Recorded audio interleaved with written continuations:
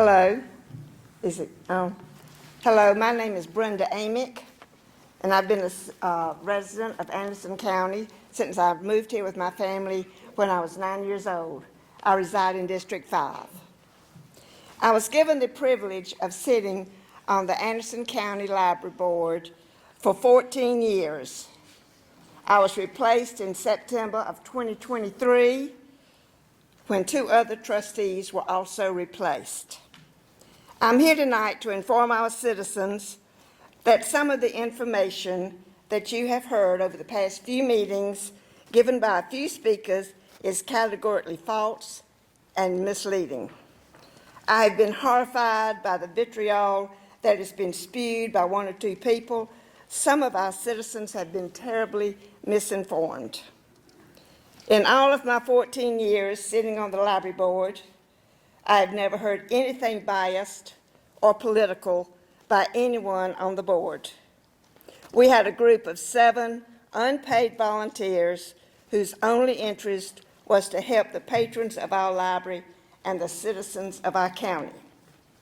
Do you know that all of our librarians have their master's degrees? Do you realize that they order 30,000 books and items a year? Do you know that our Anderson County Library has been recognized as the best library in the state of South Carolina? Do you realize what an accomplishment that is for our Anderson County Library to be recognized as better than Columbia, Charleston, Greenville, those largest cities?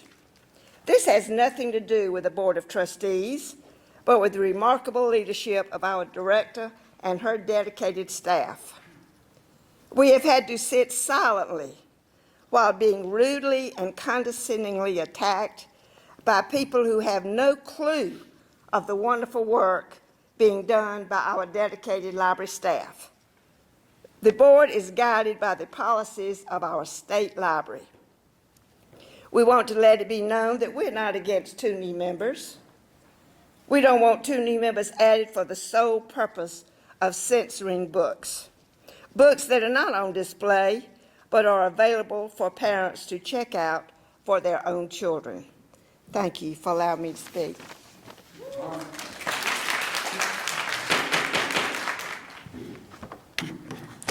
First of all, I want to say good evening to everybody, and thank you for allowing me the opportunity to speak on behalf of the county library. I am Dr. Mackins. I've lived in Anderson well over 34 years.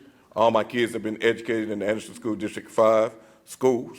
I'm very concerned about some of the rhetoric, like the lady said before me, that has been talked about here. And one of the things that really stuck out to me is the fact that people are wanting to expand the board for not the right reason, but more for political reasons. And this is not what we're about. We're about taking care of raising our children here in this community, about allowing them every opportunity to read and to gain knowledge. One thing I've learned about knowledge is that if you don't have it, you're not going anywhere in this world. And you guys know that.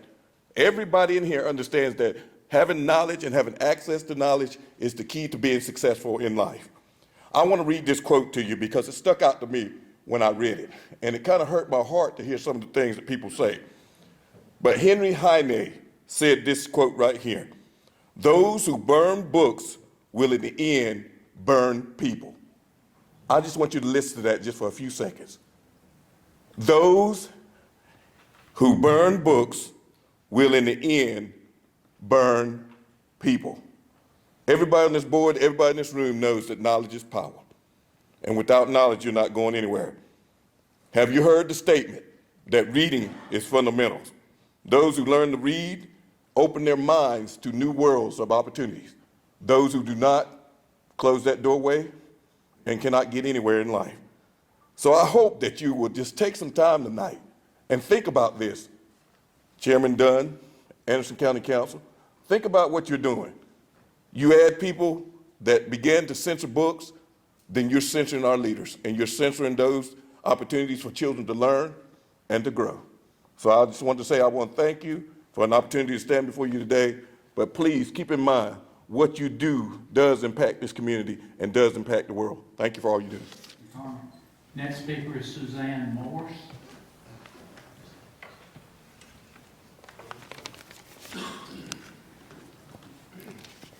Thank you for allowing me to speak as well. In the pages of the Pulitzer Prize-winning anti-Semitism novel, The Fixer, the hero of the story says, "There are no wrong books. What is wrong is the fear of them." At our last meeting here 2 weeks ago, I heard speaker after speaker express their fear of what they think books will do to our society, to our children, and to ourselves. The proposed solution seems to be to ban books so that people do not have access to them, and that all of society's ills will then be solved. And how can we accomplish this? We do it by appointing 2 more members to the library board who are book banners, and then we will have done a great thing for our community. I call this hogwash. We all know that reading is a fundamental skill, critical to all learning. Limiting access to books does not protect anyone from life's complex and challenging issues. In reality, the effect is the exact opposite. Books actually help us learn and deal with complex issues. Books foster creativity and discernment and critical thinking skills. Let us not diminish the quality of education of our students or restrict our exposure to important perspectives that the fabric of a culturally pluralistic society like ours. There are no wrong books. What's wrong is the fear of them. Thank you. Yes, my name is Andy Kokosa. I live in District 7, and I'm here tonight to speak in favor of Ordinance 2024-010, which is the addition of 2 at-large members to the County Library Board. I'd just like to say that county libraries have been allowed to promote obscene and offensive books in the children's and young adults sections of the library. We as citizens of Anderson County must insist that this practice must stop. Adding 2 at-large members will better represent the people of Anderson County. I'd like to quote a scripture from the book of Psalms, chapter 127, verse 3. "Children are a gift from our Lord. They are a reward from Him." We as adults are responsible for the welfare of our children, and we must protect them from harm. I believe that passing this ordinance will help us fulfill our responsibility. Hello. My name is Pat Zangoli. I've lived in South Carolina for over 40 years and in District 4 for more than 20. I'm here tonight knowing with some certainty the outcome of tonight's vote will be to appoint 2 at-large members to the library board. It's not what I want the outcome to be, but based on the previous meeting, it's the outcome I sadly expect. The county council still hasn't really given us a good reason why we need 2 at-large members. However, there seems to be only one reason to increase the number. It was clearly stated by one of the speakers from the last meeting who said, "We need 2 more conservative members on the library board to stop the liberal agenda." The liberal agenda is not trying to put books in the hands of children that are not age appropriate, but we are trying to stand against racism and inequality. If that's the liberal agenda, then so be it. We do want all children to see themselves in the books they read, and yes, sometimes those are hard stories to tell, but if told in an age-appropriate way, our children will learn compassion for others and grow up with a better understanding of other people's lives and their own. I think the world could use a little more compassion. Brown and black children, LGBTQ+ children, children who are different are all loved by their parents and communities, just as those parents and communities who want to remove books from the shelves of schools and libraries love their children. I can tell you unequivocally that reading an age-appropriate story about a transgendered child will not make a child become transgender any more than reading about a child of a different race will make a child suddenly become a different race.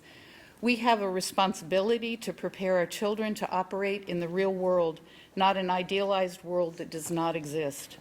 Whether you realize it or not, among those who want to ban any mention of LGBTQ+, there are children who see themselves as members of that community. So why am I standing here if I'm pretty sure I know the outcome? I came to encourage you to be even-handed and fair in selecting new members for the at-large positions.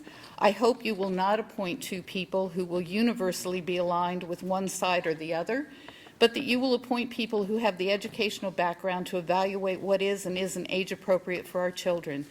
My hope is that you will choose not to take sides, but to take the high road and bring two people onto the board who have moderate views and professional experience to be an unbiased voice in making decisions that affect all of us, and most importantly, affect those who cannot speak for themselves.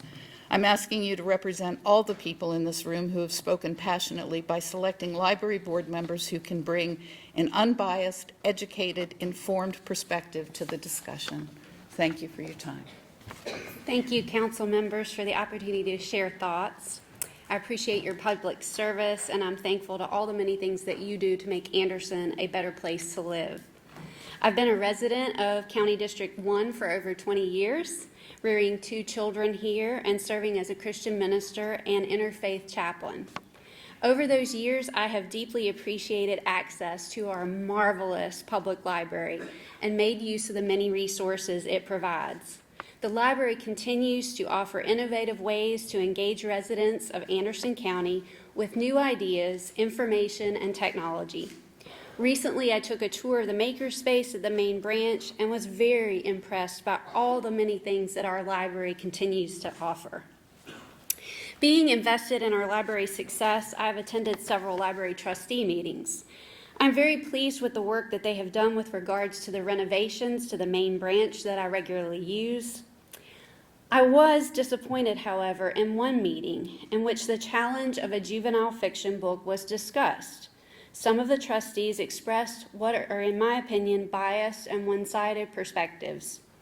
As I continue to do life here in Anderson, I see fresh reminders that our county is filled with lots of different kinds of people. On the street in which I live, households demonstrate different beliefs, lifestyle choices, and cultural backgrounds. My hope is that my library and the decisions of trustees reflect the kind of difference and variety that I see in my own neighborhood and in Anderson County as a whole. The resources, books, and services our library provides should offer a broad array of choices that might appeal to our citizens regardless of their political or religious views.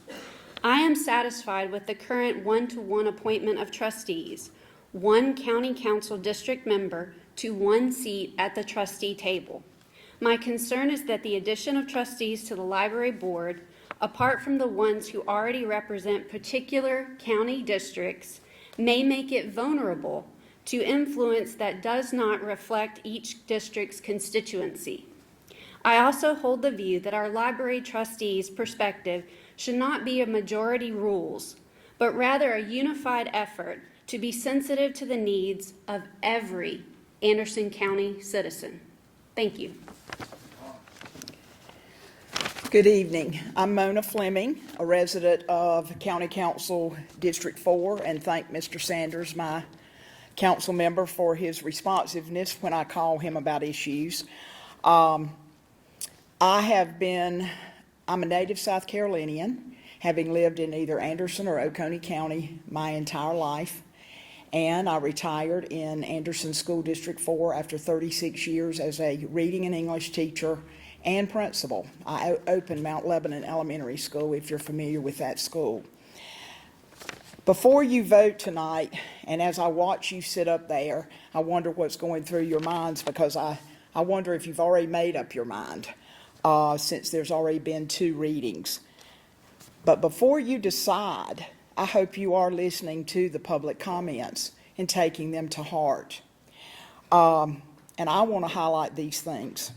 Anderson County Library, which I use frequently in my hometown of Pendleton, and attend events, author events, and many other events at the main library here in Anderson. It's a public library. I'll emphasize that word, public, which means it's for each and every member of our county, Anderson County, each and every person, each and every soul. Should you approve adding 2 library board members, those members should reflect the diversity of our community, the people in our community, and it is a diverse community. If you do add 2 members, this library board is not just about selecting books for the library. As Ms. Amick said, librarians with master's degrees and training do that. I think there's talking. Is it that out of order? I don't hear no, ma'am. I did ask about. What a library board member has to have the ability to do is understand budgets, understand personnel issues, as well as operational needs of all the libraries and all the branches. Library boards are not partisan boards. They should be nonpartisan. So as you sit there and have run with certain political parties, I hope you will remember that the library board should be nonpartisan. Board members must understand intellectual freedom, and that intellectual freedom is provided to each and every one of us as American citizens through our First Amendment. So remember, this is about the entire United States. Our First Amendment provides for intellectual freedom. That's it. Okay. Next speaker is Barbara Ducharme.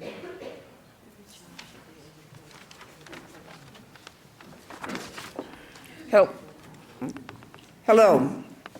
My name is Barbara Ducharme, and I have lived in South Carolina since 1991.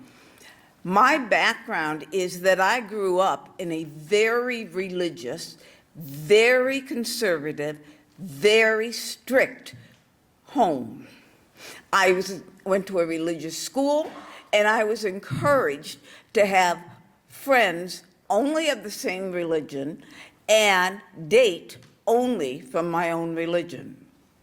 When I was 18 and went away to college, I had no idea how to deal with people with different ideas, different religions, different points of view. I was unprepared spiritually, emotionally, and mentally for discussions about those differences.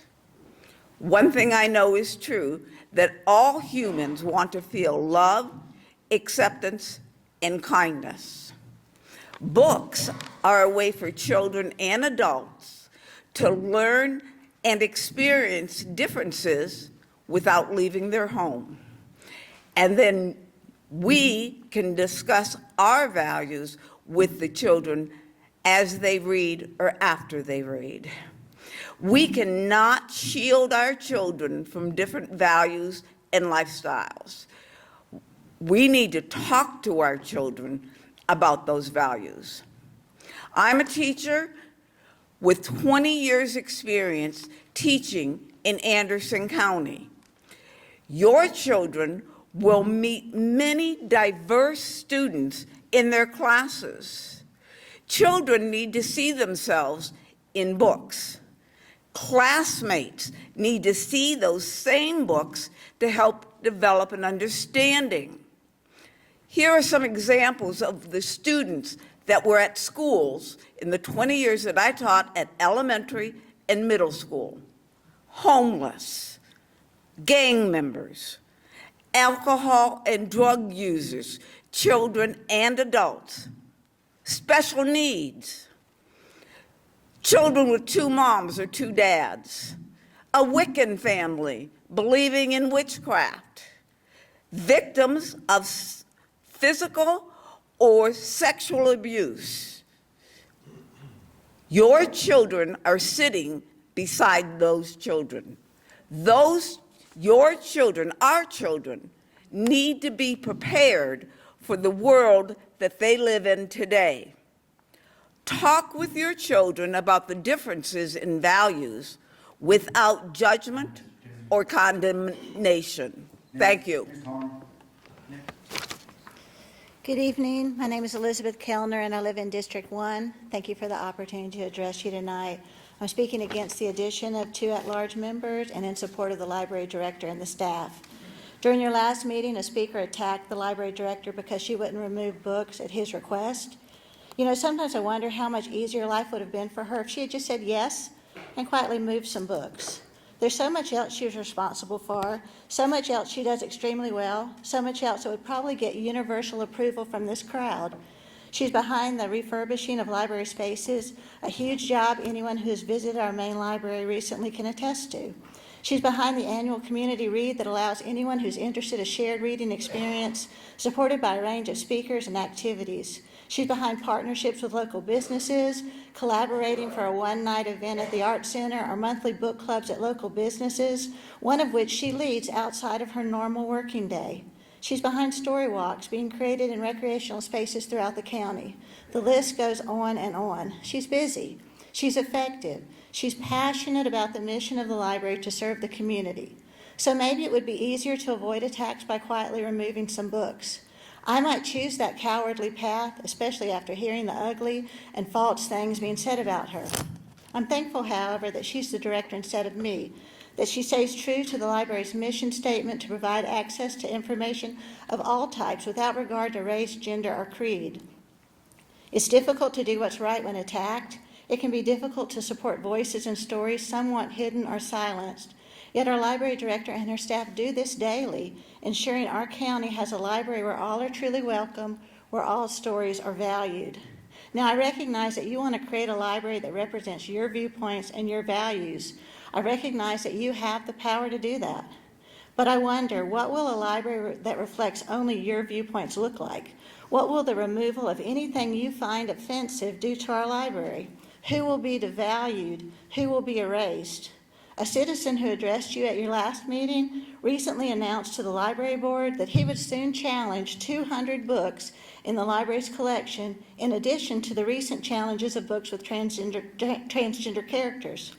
I wonder what other stories he has found unfit, what other people he thinks don't deserve to see themselves and their lives represented in our library. A club can limit its membership. A church can decide who they want to exclude. But a library, a public space, should be a place where all are respected and where all are truly welcome. Thank you. Good evening. My name is Jenny Prey, and I'm a resident of District 1. I've called Anderson County home for nearly 15 years. My 3 children were born here. They all attend Anderson County Public Schools. I'm invested in this community, as is everyone else in this room, or else we would not be here tonight. So I would like to thank those serving on the council for their commitment to our community. I really do appreciate your time and your willingness to listen. We have an incredible library system that offers programming for all ages and a variety of interests, that provides a safe place for our homeless neighbors to come in out of the weather, that offers reading materials that reflect the diverse population that it serves. You can go there and check out garden seeds or pickleball paddles or a state park pass. I love our library. My children love our library. It is a special place. I am not against the idea of adding at-large board members to the library board. My fear is that these new board seats will end up being filled with folks who are more concerned with restricting access to books than they are with any other aspect of library operations. People who will not hesitate to cause division and conflict and toss out sensational words like pornography and grooming in order to get their way. As a parent, as a former educator, I believe that books are a key to understanding the stories of others, particularly those whose stories differ from our own. I believe that keeping an open mind and celebrating differences is a good thing. And if I decide that a book is not appropriate for my child, I want to be the one who gets to make that decision, not someone else. I understand that it is not a foregone conclusion that adding board seats will lead to censorship, but it feels in this climate like a likely outcome, and that frightens me. And so what I ask of you, members of the council, is this. If this resolution passes, please fill those seats with men or women who will build on the library's current successes, rather than tearing its practices down, who will trust and support library leadership and help them accomplish their goals. That will be what is best for all the patrons of Anderson County Library. Thank you. Main voice, state your name and district you live in for the record. Hi, my name is Eleanor Walters, and I live in Voton, District 1. I'm here to speak about 2 non-library agenda items, and then again at the public hearing regarding the expansion of the library board. First, I urge the acceptance of item 9B, the $1.3 million bid for Phase 2 of KidVenture 2.0 submitted by Foothills Contracting Service, LLC from Central. To the best of my knowledge, I'm not related to or have any relationship with Foothills Contracting or its employees or subcontractors. That agency has prior experience working on the KidVenture site and at other parks and recreation projects in the upstate. It has experience ensuring ADA compliance and corporately supports youth sports and recreation endeavors. I hope Mr. Burns and his staff can clarify whether the contractor and the county will engage with and communicate regularly with area residents about the scope and progress of its work, including any tweaks or changes to the plans for Phase 2. And importantly, will Phase 2 complete the project at KidVenture 2.0, or is a Phase 3 anticipated? On a personal note, as one of the many area residents who proudly helped with the installation of the original KidVenture Park decades ago, I have a special interest in seeing KidVenture 2.0 completed this year. It's long overdue. I join with many supporters of the longtime efforts of Friends of the Park who want to assist in ensuring KidVenture 2.0 is and remains an accessible resource for all. Please let us know how we can help. The unfinished KidVenture 2.0 is in near constant use by many families throughout the year, as are the 50-plus other parks across the county. Efforts to ensure the ongoing maintenance and improvement of these facilities for children, youth, adults, and families by the county are and should be applauded by its many residents. Please continue this good work. Second, I continue to support the approval of Agenda Item 6A, the lease of real property to Hope Missions of the Upstate. It's a credit to the county to partner with community groups to meet the needs of all area residents, including and especially for those who are marginalized, as are many of the mission's daily guests. And finally, I'll expand my remarks supporting the Anderson County Library Director, her exemplary and dedicated staff at the main library and its many branches, and the current Board of Trustees during the public hearing. Thank you for listening. Hello, my name is Cassie Hamilton. I'm a resident of District 1, and I'm here tonight regarding the addition of adding at-large members to the library board. This county has over 200,000 residents. The library has over 107,000 cardholders. We are a county of diverse people, values, beliefs, and opinions. We all pay taxes to support the library, and in turn, the library provides materials that represent this broad range of viewpoints, including those in the minority and those that you personally disagree with. Not just the majority or those who think that they represent the majority. This does not mean that every book in the library appeals to everyone in the county. It means that everyone in the county can find a book that aligns with their viewpoint. And I want to remind you all of this as you seem bound and determined to move forward with adding members to appease a certain sect of the community. I'd also like to issue a warning. Courts have repeatedly held that restricting access to political ideas or social perspectives simply because of officials' disapproval is a violation of the First Amendment. If you appoint board members whose aim is to remove books they disagree with, you are opening this county up to a lawsuit that is unwinnable, that will cost thousands and thousands of dollars. Who foots the bill for that? Taxpayers. You don't have to look very far for an example of this. Pickens County School District removed a book from the school library based on political grounds. They got sued. Where's that book now? Back on the shelves. In my view, it is not very conservative to engage in activities that are wasteful of taxpayer dollars. Thank you for your time. Thank you. My name is Jill Gemmel, and I reside in District 4. I have lived there for 17 years. The council has not given the community a good reason for why you need to add 2 more members to the board. I personally do not believe that all these yes people who were here want additional members just because Anderson County has gotten larger and you need a couple more board members. It's very clear that it's a political choice and has the appearance to the public of ballot stuffing. If you're not getting the votes the result now from the vote of the existing board, add more members and you'll get the result you want. That is not democracy. As you know, this is not happening in a vacuum. There are challenges driven by a political agenda in libraries and school districts all across South Carolina, as well as other states.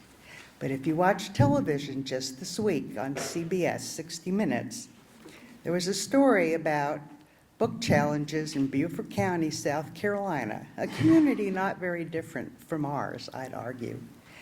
And where 95 books were challenged there, that superintendent, bless his heart, got the community to review and read and discuss the 90 books.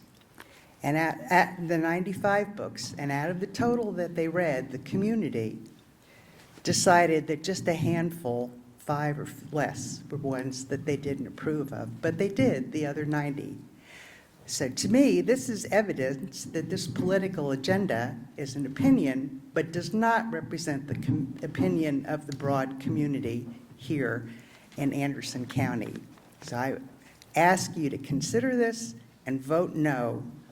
Thank you. Good evening. I'm Will Cord, District 1.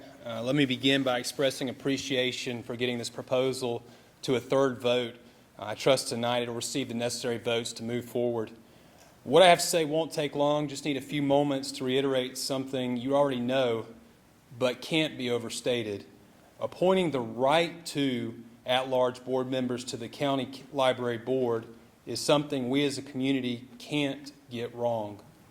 We desperately need 2 appointees who possess resolve, strength of character, a proven track record of valuing and protecting children, a person with some sense of early childhood development would also help. As a community, we just can't afford to spiral backwards on this issue any longer. For a library board to even wonder how much sexualization is appropriate for a child simply means there's something seriously amiss. And adults in this community need children who have their innocence preserved. You may not realize that you do. In fact, the savviest of politicians understand children can't advance their political aspirations very far, which is why so few actually stand up for them. But there's an issue here that transcends politics. It transcends our small opinions and intellectual arguments. It even transcends what we feel is right. What am I basing that on? Well, the answer is directly above your heads. Allow me to read it. In God we trust. It's right there. We actually prayed to Him prior to this meeting. He is the reason we know children matter. He tells us plainly they matter. God Almighty holds them up as examples of innocence, humility, and faith. Matthew 18, 2-4 tells us, "And He," that being Jesus, "called a child to Himself and set him before them, and said, Truly I say to you, unless you are converted and become like children, you will never enter the kingdom of heaven. Whoever therefore will humble himself as a child, he is the greatest in the kingdom of heaven." The Lord goes on to say anyone responsible for His children stumbling have to face Him in judgment. A fate that's far worse than being cast into the sea with a millstone draped around your neck. And those are His words, not mine. For the sake of all involved in this decision, please take Him at His word and trust He does what He says. Thank you for allowing me to speak. I'm Nate Wolcott, pastor of Christ Church, resident of District 1. My wife and I have 5 children, and we love our Williamson Library. We take them there frequently. We love the 3 librarians there. If you're here, we love what you do. Sorry, this is for... I have challenges physically. I'd like to speak for the motion to add 2 new members. And, one of the things that we've noticed is that there are books that we would prefer not to expose our children to at this time. We have children that range from 9 to 2. When you expose your 9-year-old to that book, your 2-year-old's going to, be sitting there while you're reading it. I've heard a lot of talk about, wanting our children to be exposed to all ideas. Okay, great. When? Some ideas are not appropriate for a 4-year-old. I'm going to teach my children about sex. I'm going to teach them about the concept of gender fluidity and LGBTQ and whatnot. I don't want to have that conversation at 4. And we have to carefully guide them through the library. We can't let them go and just pick any book and read it. And they do read, most of our kids already. So this is something that we've wrestled with, where we have to be on our guard when we go to the library.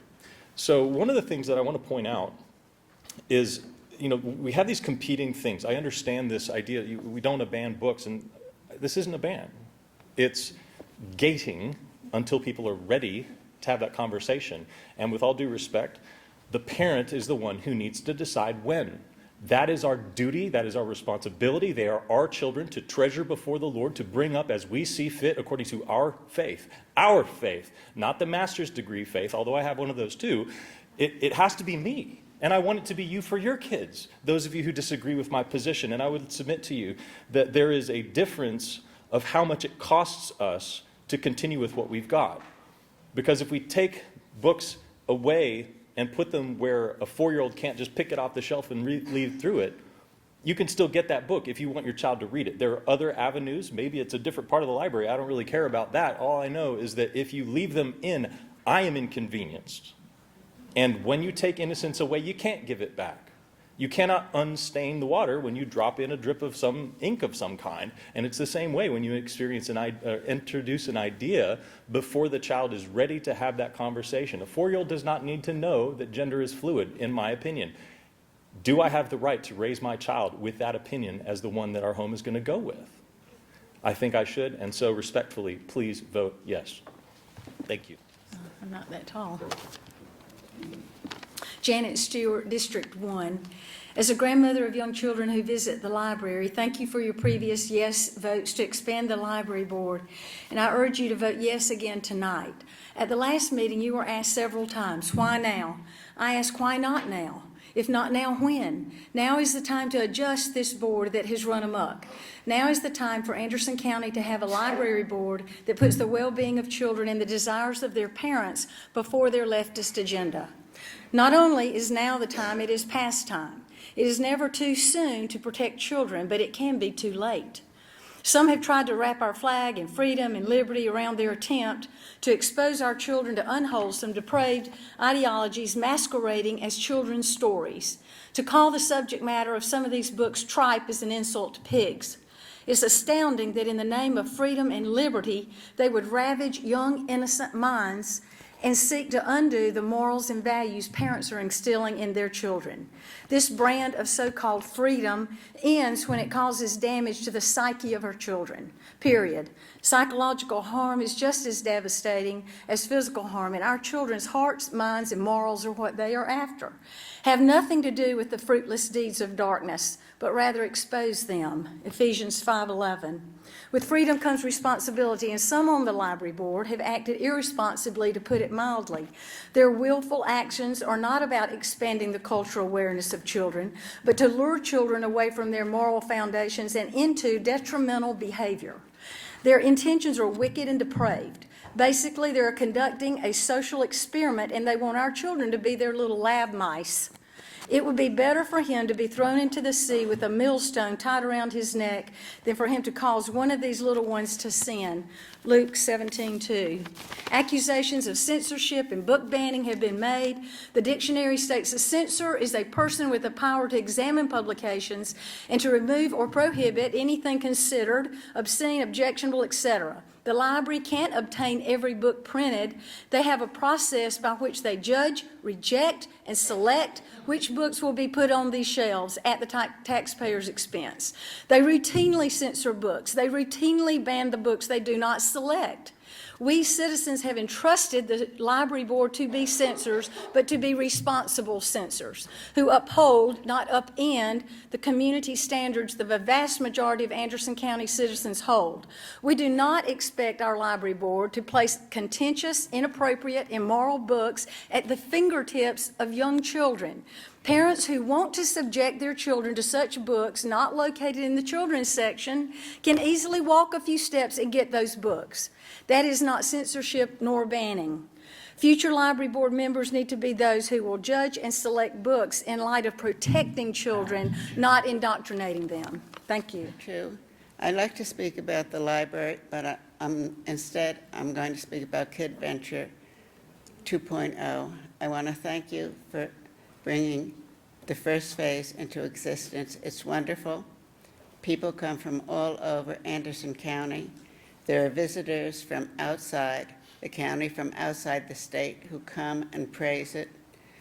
If you go there in any weather except for heavy rain, it's crowded. It's amazing. I was there on a very cold day walking my dog, and the place was crowded. I want to encourage you to continue your support and vote yes on the bid, because it needs to be complete.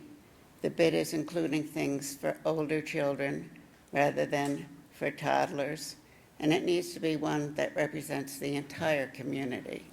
And you should be very proud of yourself for creating and voting for Phase 1, because it's a magnificent park. It's a showcase for Anderson County. Thank you. Stephen Morgan, District 6. Sirs and Madam, I honor the sacred trust that you have to protect the rights of all citizens in this county. In your last meeting a couple of weeks ago, a number of persons spoke about the proposal before you to add 2 members to the library board. The rationale behind this, though, seemed unclear, so they asked for a clear and honest explanation of the motivation for voting for it. And then they petitioned, if the real reason is for the regulation of books by a few for the many, that you not vote for it. And of course, that was not and is not an inappropriate or hostile question.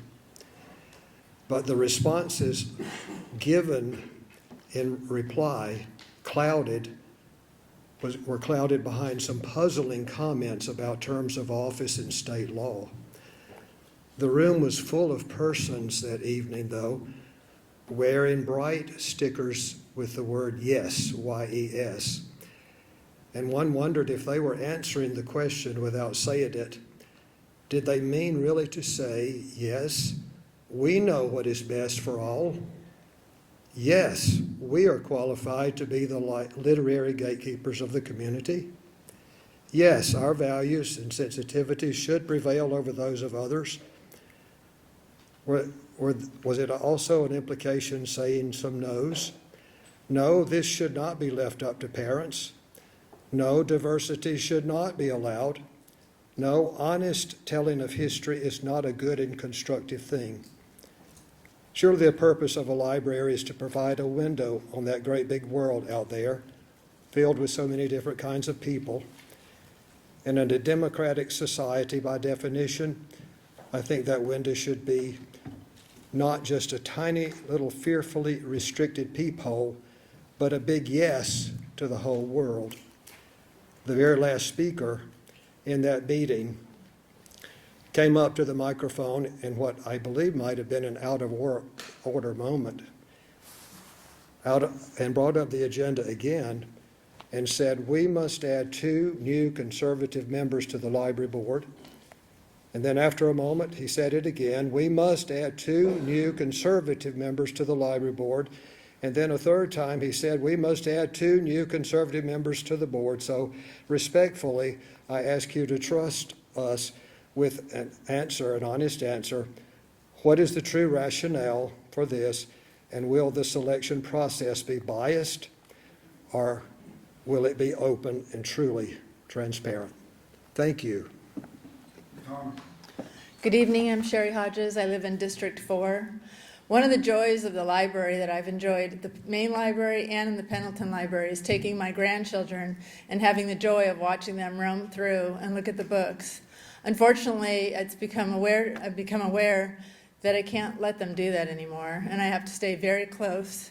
And one of the things I love about Anderson County is the standards that we have, and the standards of quality and protecting the family and the resources that we have. When I'm teaching my grandchildren, as I taught my own 4 children, is that we have to make wise choices. And when you in your own position have to make wise choices, and that's to protect our community and keep those standards high. We have to be careful. I've been teaching my 14-year-old granddaughter to be careful with what you awaken. And when we allow pornographic, explicit sexual materials into young children, it awakens in them thoughts that they don't have in their innocence. We need to protect that innocence. You don't know which child that will spark something in. There's been numerous articles and studies and research done on pornography and how it can trigger in a very young mind, and it can grow and it can be addictive. And many reports, even national reports, have said it can be more addictive than drugs. When we, just as in the grocery store, have to go to a different department to get a product, the same thing should be, if we choose to have pornography at any level, it should be in a different section. And I've been working in the public school system in Anderson County for the last couple of months. There are some children that are hurting. We need to keep that standard high. We need to protect them. We don't need to throw more garbage at them. We need to show them that there's a higher quality of life that they can attain to. That's the American dream, that we can attain to be more, have more and greater. We must do what we can as leaders and as active citizens, have a heart for those that aren't under our care, but that we can take care of them. I just would encourage you that if it takes 2 more board members, then so let it be. Whatever it takes. There are times we need more law enforcement, which probably is now. But there are times we need more of many other things, and whatever it takes to keep our children and our community safe. One of the things we can't take for granted, what we have in this beautiful community, and what I just heard on the news this afternoon, is they rescued a young girl between the ages of 11 and 14 who had been abducted for sex slavery. This is happening all over our country, and we like to think that we're safe here in Anderson, but we must keep our standards high and protect our children from this growing problem. Thank you. My name, as already mentioned, is Howie Howard. I am a part of District 4, And want to say thank you to the county council members here who see the need to bring on the 2 additional library board members. It has been 38 years that we've had 7 on the board, and our population has grown significantly since then, in fact, over 50% since then. This is not some radical idea of only adding 2 more people, bringing the total to 9, which is still below the maximum allowed of 11. We have all heard about the need of not to politicize it by adding 2 members while themselves are politicizing it to keep these inappropriate books there. It sounds like there was also some confusion about what the stickers mean, so let me provide some clarification. We stand with yes, add 2 board members. Yes, protect our children. Yes, the books should be moved. I keep hearing about keeping all books available and freedom to read and access for all to all, but this is ridiculous. We heard what sounded like a veiled threat of a lawsuit and a reference to Pickens County that banned a book. This is not about banning a book. It's about moving it into an appropriate section where parents can provide it to their kids at an appropriate time. Our job is to protect our children. As parents, as a society, we don't give them material that teaches them how to harm themselves physically, so why would we give them material that can harm them mentally? If you look into the stats in trans suicide, you will see that they are astronomically high. In fact, according to Medical News Today, trans teens are 7.6 times more likely to commit suicide. We are talking about books that are inappropriate for children of my son's age, for instance, who is 6. This is a public facility that is a place to read and enjoy age-appropriate books, not as a parent having to worry about my youngest son, for instance, being exposed to sexually explicit material. We need to be protecting the innocence of our children, reminding them they are loved, letting them know there is a God who created them and they are special. Thank you. My name is Eleanor Walters. I still live in District 1. I urge a no vote on the ordinance to increase the size of the Library Board of Trustees from 7 to 9. I would support an ordinance to increase the membership of all boards the county council appoints members to, or a referendum to increase the size of the county council if the goal is to better represent and reflect the diversity of our ever-growing population here in Anderson. It's disappointing to listen to speakers disparaging the director and her staff at this and past meetings and in other settings. The library staff in Anderson County is professional, unbiased, and responsive to requests for guidance on selecting titles and other materials from throughout the system for any library patron. The library collection reflects the interests and needs of all area residents. If someone doesn't like a particular item, they don't have to use it and they don't have to recommend it to others. Library policies, current library policies, give parents the right and responsibility to monitor the behavior and choices of their children aged 11 and under while in the library. No member of the library staff is forcing a hidden agenda on an unsuspecting child or family. Parents are responsible for helping their child choose items consistent with their family's value system. No parent has a right to impose their choices on other children. I believe tolerance and respect are likely components of most families' value systems, and parents and other adults should be modeling and reflecting those components when engaging library staff and other library patrons in person as well as on social media. If you haven't already appointed a trustee in the past 2 years, I suspect you will soon. If you believe the current trustee appointed from your district no longer represents their fellow residents, your constituents, there's nothing preventing you from asking them to resign. Given what is happening in public and school libraries across the county, tonight's not really a surprise, but it is very disheartening, and it makes it that much more difficult to promote Anderson as a great place to live, work, and play, in its not only to its current population, but to new residents as well. Should you opt to pass this ordinance tonight on the third reading, please take the needed time to reflect on the application and interviewing processes and criteria before selecting at-large candidates to be on the Board of Trustees. The selection process needs to be transparent, above board, and fair. Thank you. Ms. Arnold? My name is Hugh Osborne. I live in District 1. I practiced medicine in Anderson County for over 35 years. I was on the board of trustees of ANMed Health. The function of a board is governance.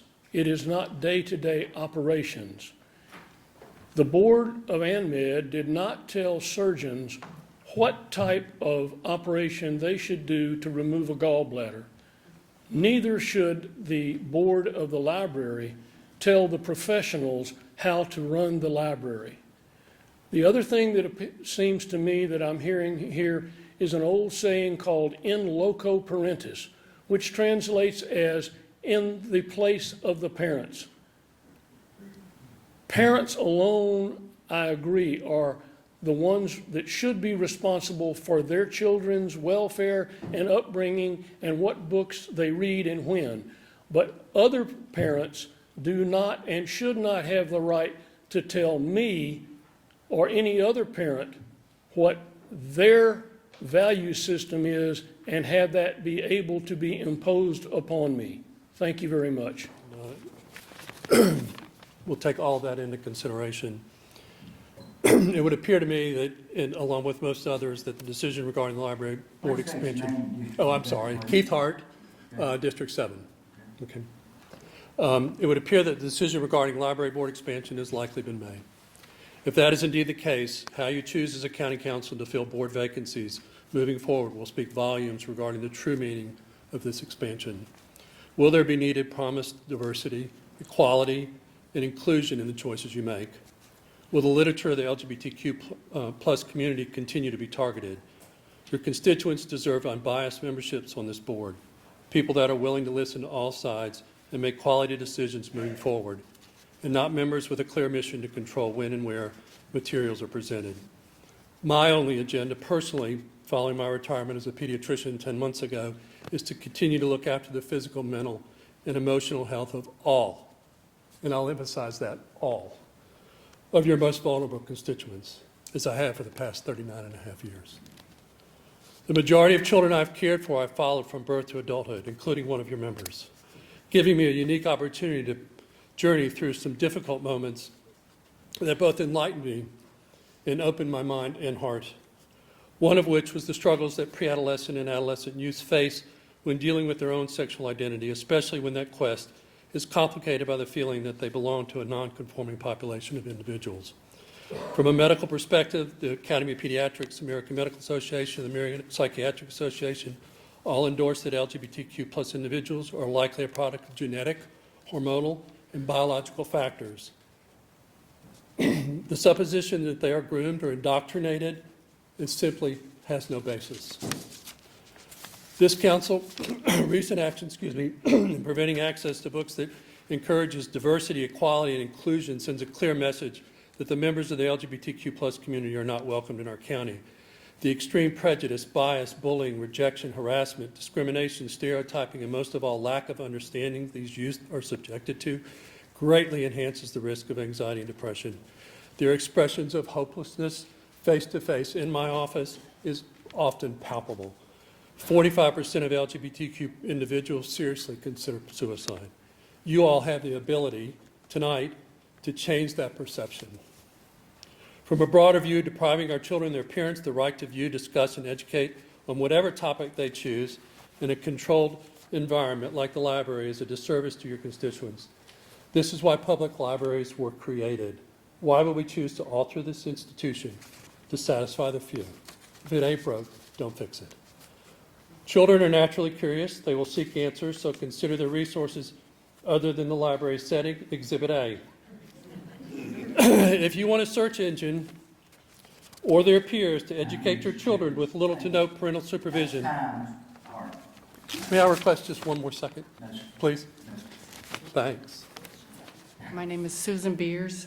I don't even know what district I live in. I've only been here a short time. I came from Minnesota after my husband passed away from COVID 2 years ago to be around my son and his family. What I found going to the library is that I have to pre-read every book that my grandson picks off the shelf. I have a gay sister in Minnesota who I love just as much as my other 6 siblings. I have no ill feelings toward transgender, the LGBT, none of it. Everyone is a product of God, so I don't have that issue. But I believe that if they're going to have a material like that, it should be in one area so that your children can run freely. I've had to rewrite and reread books to my grandson who's caught on that I'm not reading the same book, but I'm changing it for the purpose of innocence. I just say yes to this for the innocence of our young children. And as I said, I do not have a problem with the LGBTQ community, as I have a family member. God loves us all, that's true. But we do have to keep the innocence of our children. Thank you. Next. Janet Stewart, District 1.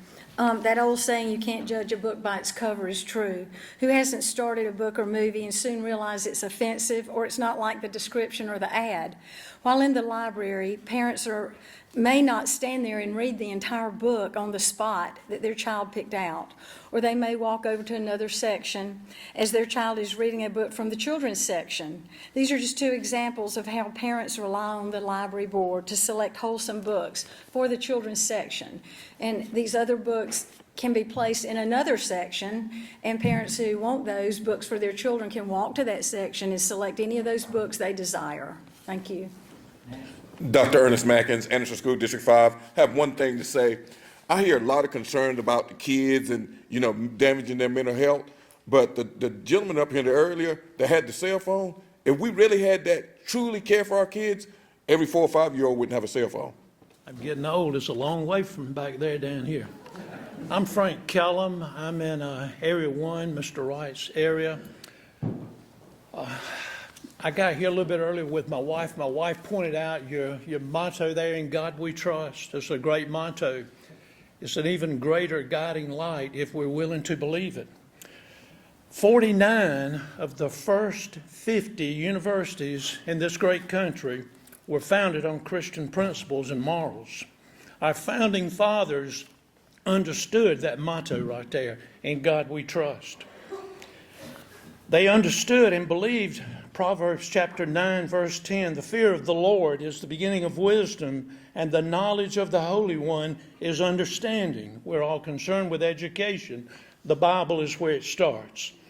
Our founding fathers knew that.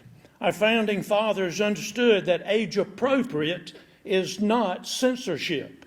Our founding fathers understood that a child cannot unread a story any more than they can unsee a picture.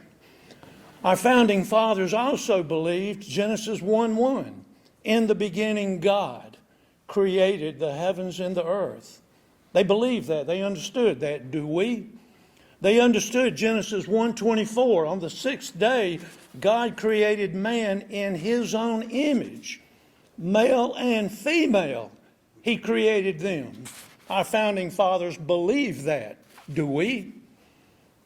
Our founding fathers believed Jeremiah 1:5, where God told Jeremiah, "Before I placed you in the womb, I knew you." Before God removed Jeremiah from the womb, He said, "I sanctified you." God knows when we are conceived if we're going to be male or female, and it isn't up to a vote, and it is not fluid. Our founding fathers understood Matthew chapter 6. "He who does these sayings of mine, I liken him to the man who built his house on a rock. And the winds blew, and the rains came, and the floods came, and that house did not fall, because it was founded on the rock. He who does not these sayings of mine, I liken him to the man who built his house on the sand. And the rains came, and the floods came, and the winds blew, and that house fell, and great was its fall." Over the past 2 generations, much of our country has moved. Not overseas, but they've moved from the rock to the sand. And we can see our country today, and we are witnessing a very great fall. Thank you. Hi, everybody. I'm Sally Willett, and I'm with District 4, and I believe I sent y'all an email. I was the school counselor at Townville Elementary School when we had a school shooter. I had 4 first graders who were hiding from a shooter and running off of the playground. You want to talk about saving the innocence of our children? Yeah, I want to save the innocence of our children too. I also know what is developmentally appropriate for children, and I also know that children do have a lot of hard things happen to them. And they need adults to be open and to be loving and to be able to talk to them about these hard things in a developmentally appropriate way. We talk about age appropriate, it's developmentally appropriate. I have worked as a school counselor. I have studied as a school counselor. I got my master's in school counseling. I had to leave because I got PTSD from the school shooting. You want to talk about innocence? Let's start there. Hi, I'm Mary Guerin, District 5. I had not planned to speak tonight, but much has been said about God, with multiple scriptures being quoted tonight. I'll be honest, I didn't know I was attending a church service. Just saying. But with that said, what has not been noted is that the Bible, and I know I've read it extensively as a minister's daughter, contains highly disturbing content, including incest, pornography, murder, theft, genocide, you name it. Therefore, the Bible, too, may need to be hidden away from our children. Some of us may want that to happen. I don't want it to happen, but if you want to remove things that are offensive to you as Christians, then there are other people in this community who may be offended by the Bible and the things in the Bible. My question to you all is, do you really want us to open that door? I think not. I'm Jan Osborne, District 1. What I'm hearing are 2 different issues here. What I'm hearing is a attempt to ban books, which is one issue. The other issue is whether or not the county needs to have 2 more individuals on the library board. I have been on the Friends of the Library Board for years. I've been president, I've held every position. We are so awesome with our library. We are so lucky. And what I am hearing is the second issue is what is being addressed here. The idea of whether or not there are to be 2 new members to the board, which I have no problem with, if it's done judiciously, if there's not an agenda attached to it, if it is simply giving more people getting more people involved. You know, you question whether or not, how many of these people belong to the Friends of the Library? How many of these people know what the library actually is doing for us? And if we get 2 new people on the board that go to Columbia to get more money to make our library even better, go to Washington, D.C. and talk to our representatives, of which I have done, then 2 more members is awesome. But to have a single issue as a reason to become on the board, and then you flip off and go do your other next issue, whatever it is you happen to have. We want committed library people. Thank you. My name is Scott Kellner. I'm a member of District 1. I'm also a medical professional that spends quite a bit of time taking care of adolescents.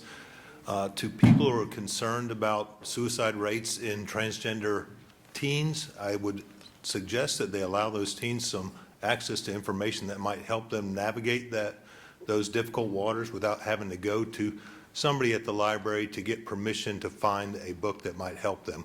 I think a teen who is struggling with their sexuality, who could read about that and read about other people's experiences, is much less likely to commit suicide than one who's denied any access to that information.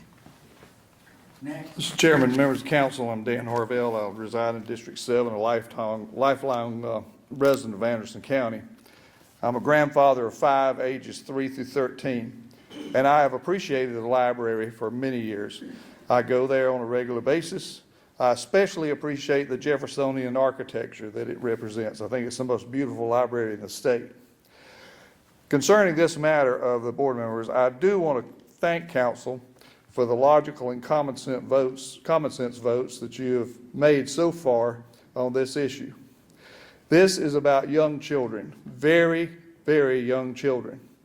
As adults, we are responsible for the safe and moral upbringing of our children and grandchildren. This issue is not a First Amendment issue. It's not book banning. It's really common sense that follows laws that are already on the books. In fact, the accusation of censorship is ironically hypocritical within the library's rules and regulations on internet use. And I have those right here. 3 pages of what you can and cannot do on the internet in the library. Is this not censorship?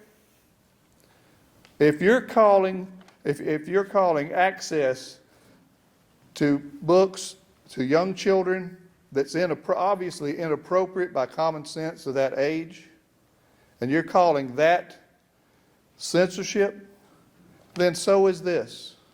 This should be trashed. But these are here for a reason. They're here for a reason. And of course, these govern adults, not just children. Now, I've been in this issue for quite some time, not only in this county, but other counties. And I have seen some of these books that have been available for children first grade and up. And I was absolutely shocked at what I saw. Some of the pictures and some of the graphics of what I saw actually violated the library's rules and regulations on what can be seen at the library on the internet. As far as parents representing their children and speaking up, Moms for Liberty and Parents Across America have been pummeled and punished for their active concerns for what's happening with their children in schools and public places, even to the point of FBI surveillance and threats against them. Medical science proves mental comprehension of young children. Societal forced confusion is inappropriate to elementary age children. There are reasons, for example, for those under 18, why they can't vote, why they can't buy cigarettes, vapes, alcohol, and adult sexual materials. This is not censorship, and thank you very much. Hello, I'm Julie Hart, District 7. I served on the Board of Trustees for the library from 2001 until 2023. I would like to thank County Council for that opportunity and for your past support of the library. First of all, if I were sitting where you are, I would like to know that none of the people that spoke 2 weeks ago in favor of adding to the board or negatively about the library, and it's the same thing tonight, have ever come to a library board I was at, come to public comment, or sent the library board an email expressing their concern. So my first question for you, none of them except for one, there is one gentleman, have ever filed a reconsideration for a book. That is to move a book or ban a book. Surely this is not the way, in all due respect, that you want county boards to run. They didn't come to the library to work this out. They came straight to y'all. I think there are probably some better ways to work this out if there could be some communication with the library. What I really want to talk to you about tonight is public libraries are for everyone. You decide what to read or listen to or watch. It is entirely your choice. Libraries are for all churches, the unchurched, and the searching. They are not just for the politically connected.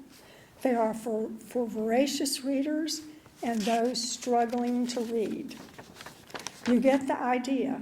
The Anderson County Library staff and director have done an incredible job of providing what the people of our community want and need. A lot of people have talked about children, so I don't want to run out of time. 3 minutes is not very long. What I'm really concerned about is the slippery slope of allowing one group that's organized and vocal to push the county into removing books that they don't want in the library. There are LGBTQIA people living in our community. They pay taxes. There are people in our country that want to remove Black Lives Matter books. Some don't believe the Holocaust ever even really happened. Some want to remove the Bible from public libraries. I thought Anderson was better than this, and I hope you do too. Thank you. My name is Felice Powelzik, and I've only lived in your community for about 3 years. I have 2 children. One's an engineer, one's studying to be a nurse. We use libraries in Arizona, Connecticut, Florida. Anywhere we live, the first place we went to is the library. We were accepted there, in even Las Vegas, which, as we all know, is a shaky town. That library was run really well. And as far as my children picking up books that I did not think was appropriate, I censored all of that. I followed them around. One kid always read about boats and stuff. The other one, well, I probably can't say this in council, but he would like Armadillo Rodeo, and he would read it over and over and over again. And if you're going to add 2 more people, I agree with the folks that have said, vet them. Make sure they're the kind of people that represent everyone, not just that side, not just that side, everyone. Because the libraries in this country are the last bastion of places people can go to learn anything. I censored my kids on the internet. Cell phones didn't happen until they were teenagers, 15, 16. I think the libraries have got to be what they are and what they've always been, a place to just go learn some stuff. You know, you want to learn about armadillos? Head on over there. You want to learn about boats? Head on over there. The internet is kind of shaky for me. I don't know about the rest of you folks, but I watch my kids at that too. We just shut the internet off. Thank you for giving me a few minutes. Next.